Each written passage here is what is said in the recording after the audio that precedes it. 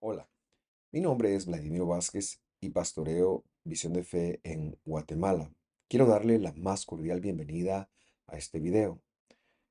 En nuestra iglesia hemos entendido que los apóstoles en Hechos enviaron a aquellos creyentes que venían del mundo gentil a estudiar las predicaciones de Moisés que en ese momento histórico se hacían semana a semana. Y esa es la razón de que nosotros transmitamos hoy en día cada semana una nueva porción. Mi deseo es que esto pueda colaborar como un manual para el creyente del siglo XXI. Que Dios lo bendiga y gracias por sintonizar.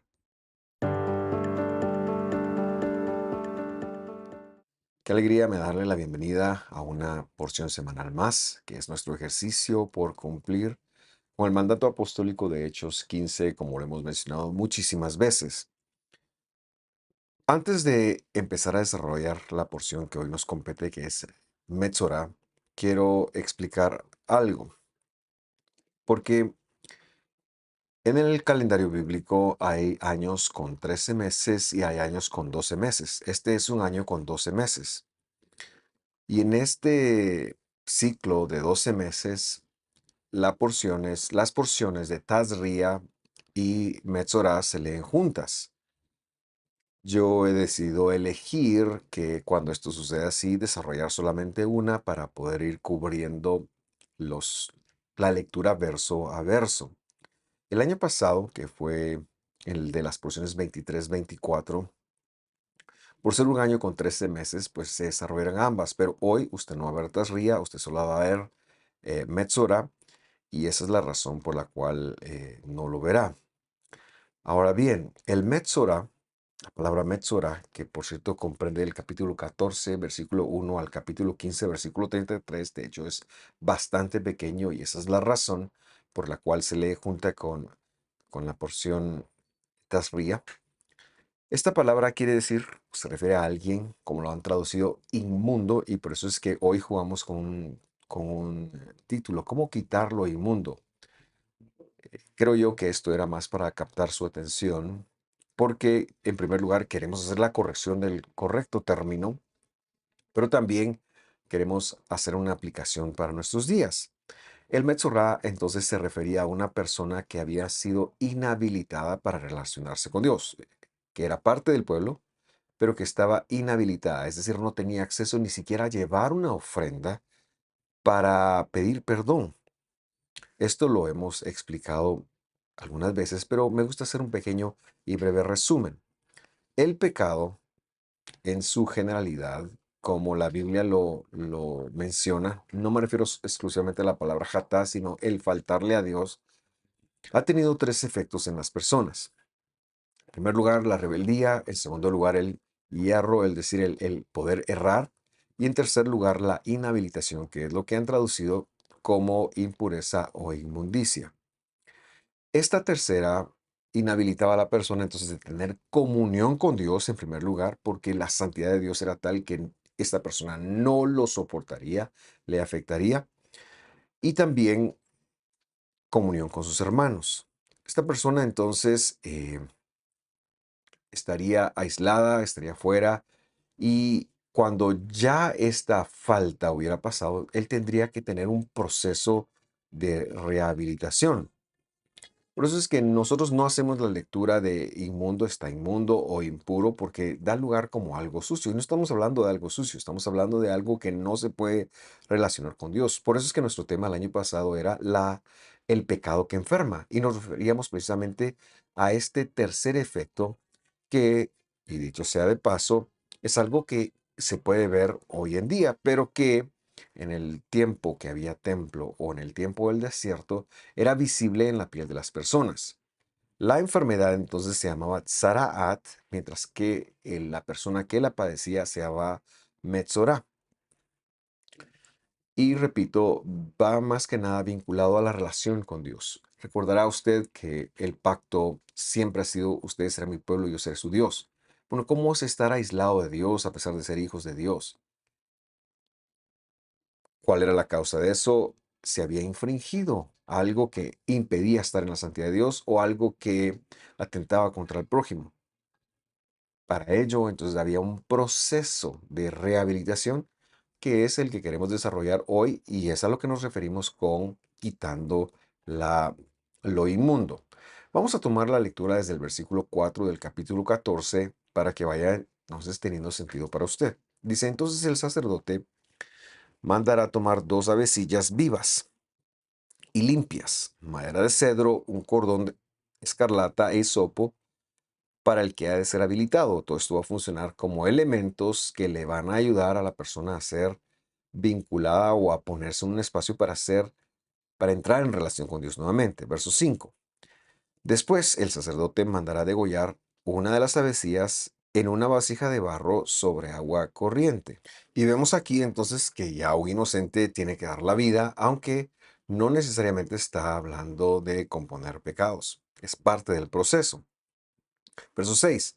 En cuanto a la avecilla viva, la tomará junto con la madera de cedro, el cordón escarlata y el hisopo y los mojará junto con la avecilla viva en la sangre del ave muerta, sobre el agua corriente. Verso 7. Después rocerá 7 veces al que ha de ser habilitado de la zaraat, es decir, de la afección cutánea espiritual. Lo declarará habilitado y soltará el ave viva al campo abierto. Este era entonces un procedimiento en el cual ya había un inocente que participaba en restaurar a la persona a poder tener una relación con Dios. Esto nos habla en definitiva del sacrificio del Mesías, por supuesto, en primer lugar, pero todavía no vendría a cubrir el precio de la falta que se había dado. Esto lo veremos. Esto es simple y sencillamente parte de un proceso introductorio. Pero esto también nos enseña que cuando una persona se inhabilita, ya sea por una dieta, ya sea por un pecado que la escritura dice que se inhabilita, ya sea por comer una comida o un animal que no está permitido, en fin, por las razones que nos inhabilitamos, se debe de haber un proceso. Nosotros debemos de entender que debemos de estar en un proceso de acercarnos a Dios nuevamente. Esta es la enseñanza que queremos dejar en su corazón, porque no podemos ningunear el sacrificio del Mesías. Es decir, nosotros sí debiéramos de tomar conciencia cuando hacemos algo que está prohibido porque puede acarrear esta consecuencia. Debemos tener, perdón, conciencia de que estamos en un proceso y que hemos de amistarnos con Dios, pero debe de exigir un esfuerzo de nosotros. Veamos ese esfuerzo en este momento histórico y qué pudiera representar eso para nosotros en el siglo XXI. El versículo 8 sigue diciendo, el que ha de ser habilitado lavará su ropa, se rasurará todo el cabello, se bañará en agua y quedará limpio. Después podrá entrar al campamento, pero por 7 días permanecerá fuera de su tienda. Imagínese usted. Al séptimo día se rasurará todo el cabello, se rasurará la cabeza, la barba, las cejas, todo su cabello. Entonces lavará su ropa y se lavará el cuerpo en agua y quedará habilitado. Ahora todavía no está restaurado completamente para con Dios. Pero lo que tendría que haber entonces acá empieza a haber es un testimonio para esta persona que ya es admitida luego de que la primera vez y luego de que se dio ese primer procedimiento, ahora es admitida y tiene que eh, ingresar o puede ingresar al campamento, pero todavía no puede regresar a su vida normal porque no puede estar dentro de su tienda, no puede ir al templo todavía, tiene que pasar 7 días, como lo ha mostrado, en una especie todavía de cuarentena. Y en esta cuarentena lo que debía hacer era rasurar todos sus vellos, su cabello. Y esto aplicaba también si fuera mujer. Ahora, yo quiero hacer una relación, como lo mencioné, con el siglo XXI o con lo que ocurrió después de la venida del Mesías, que es del siglo I para acá. Y es que se le ordenaba a esta persona que está en proceso de ser habilitado para entrar a compartir con Dios, a restaurar en la relación con Dios, que debía lavar su cuerpo y su ropa. Y entonces esto nos llevó a hacer una asociación histórica. En el siglo II antes del Mesías, nace un movimiento que se conoció como el movimiento esenio.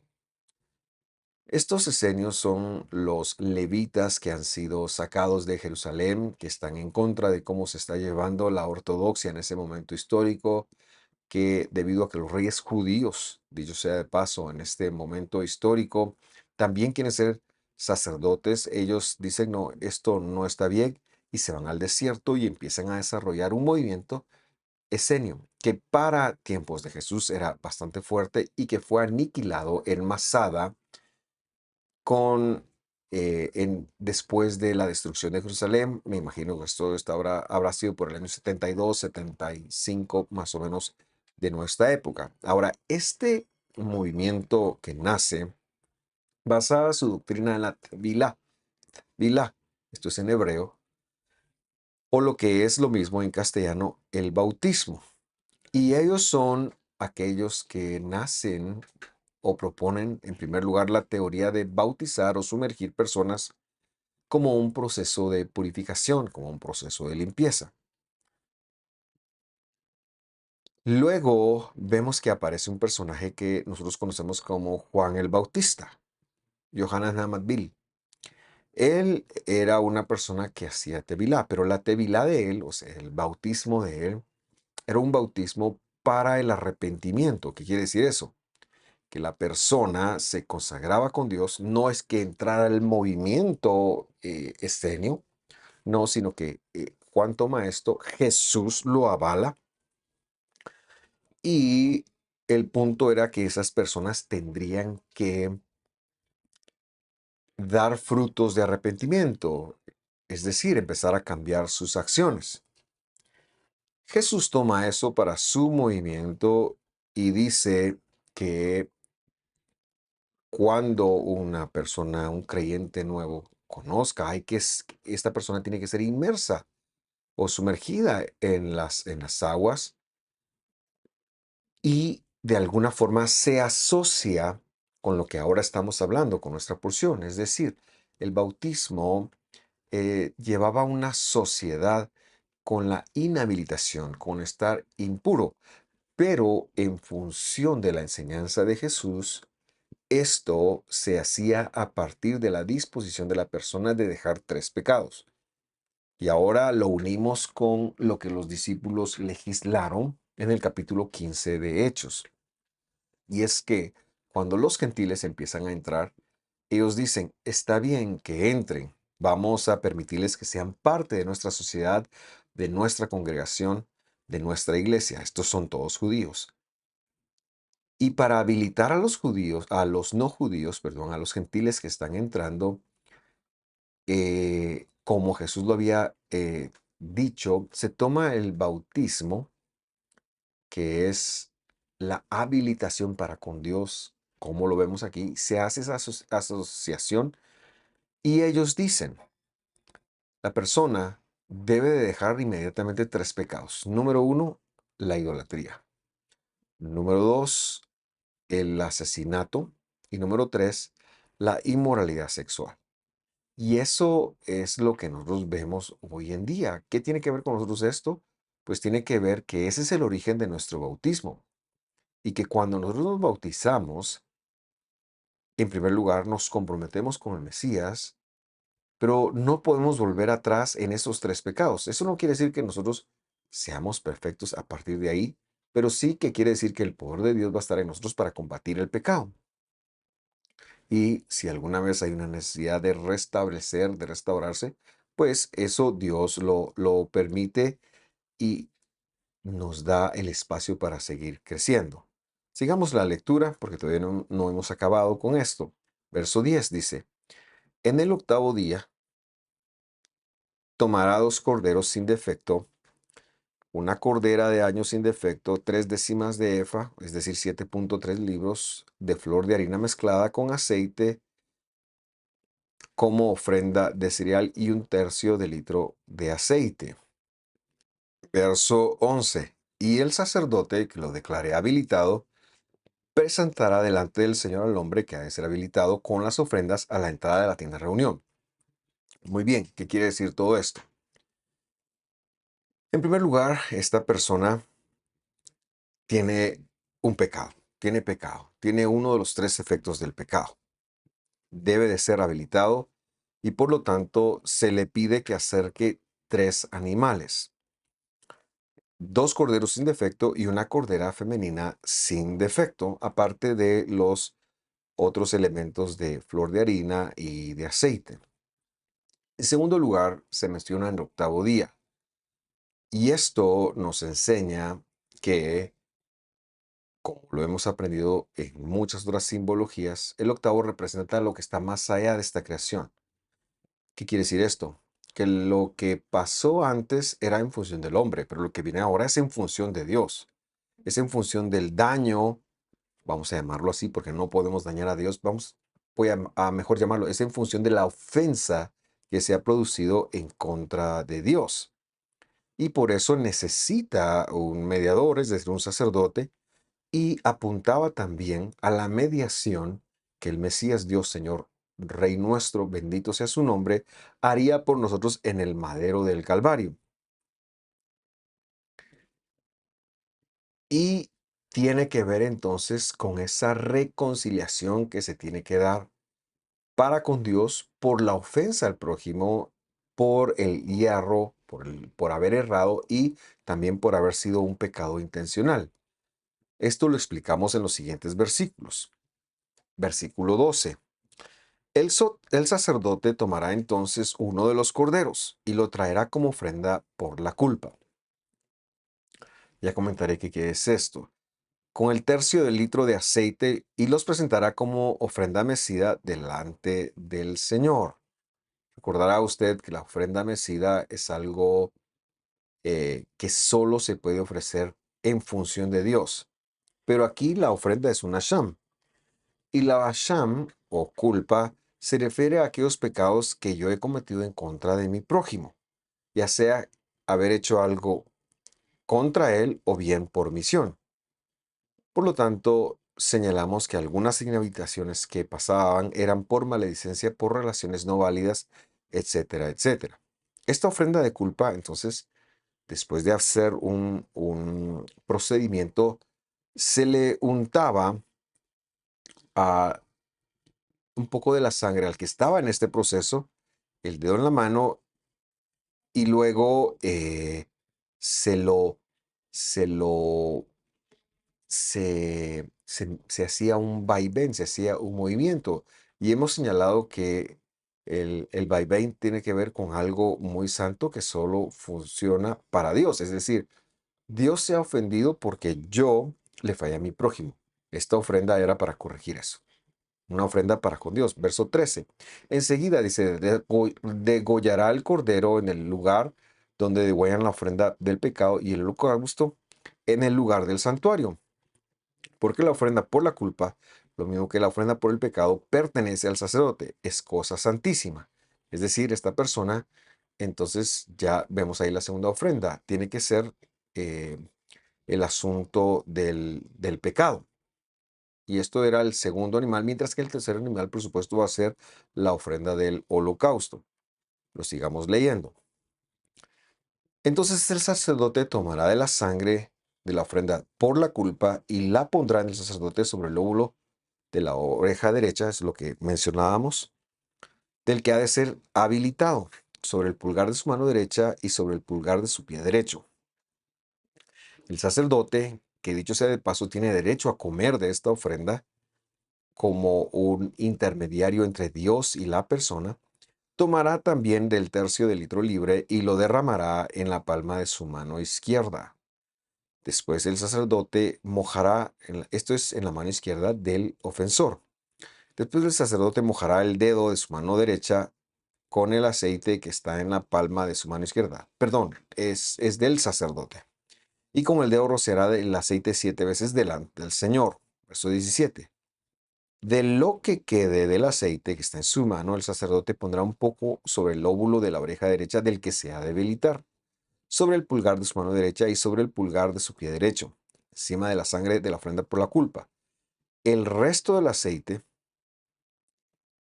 verso 18, que está en la mano del sacerdote, lo pondrá sobre la cabeza del que va a ser habilitado, y así el sacerdote hará reconciliación por él.